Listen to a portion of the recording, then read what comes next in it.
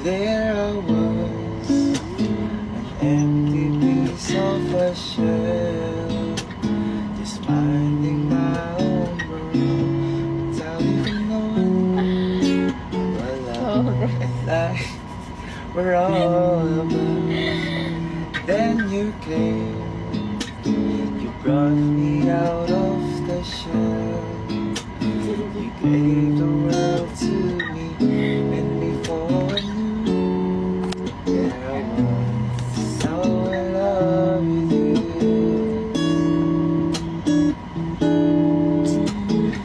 You gave me a reason for my May papakita po. being, and the love that I'm feeling.